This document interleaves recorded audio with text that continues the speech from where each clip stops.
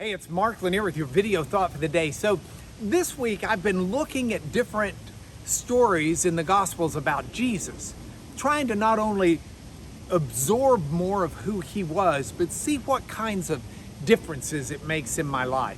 And today I'd like to look at one toward the end of John. It's in John 18, and it's at a point in time where Jesus has been arrested and he's brought before Pontius Pilate. Now, Pilate was the Roman authority over that area of Judea and Jerusalem. He didn't typically office out of Jerusalem. He officed over on the coast in Caesarea.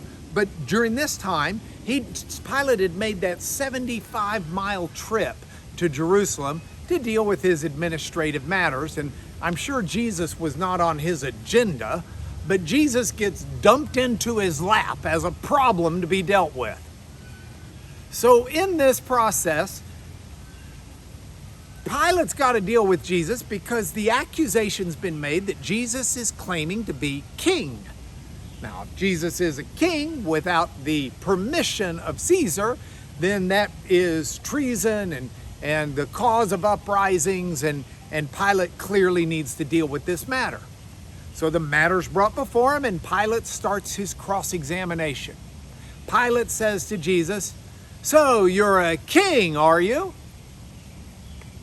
Now, Jesus replies, and Jesus says, "You say that I'm a king."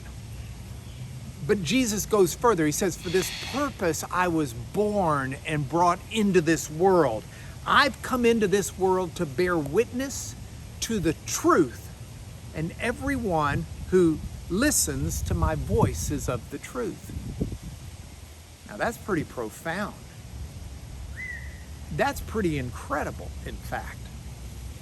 Pilate's response is in some ways just as incredible, though not profound. Pilate says, "What is truth?"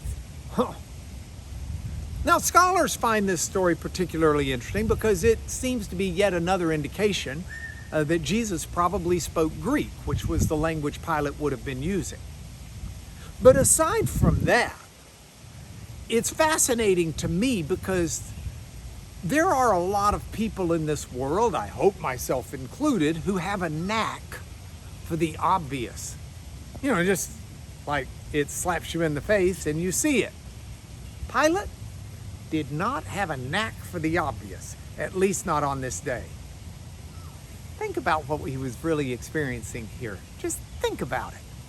He had the Son of God. He had God himself in front of him. How many people have said, "Oh, if there's a God, I wish he would appear to me"? He was standing, God was standing in human form right in front of Pilate. And Pilate is dismissive. Pilate is not caring. Pilate doesn't ask the probing questions any one of us would want to ask if we had God in front of us. Think of the things Pilate could have asked him. And instead he's just derisive. What is truth?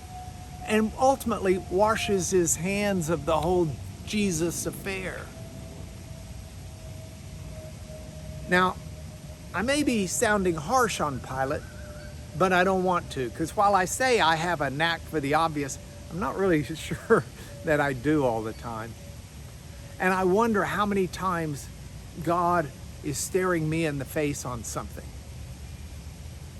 And it's not part of my agenda, and it's not part of what I planned for the day, and I'm just dismissive. I'm just blind to it. I fear that's probably true more times than I wish. After all, I've got a busy life, just like Pilate did. Oh, God, help me not miss him when he's standing in front of me. That's your video thought for the day.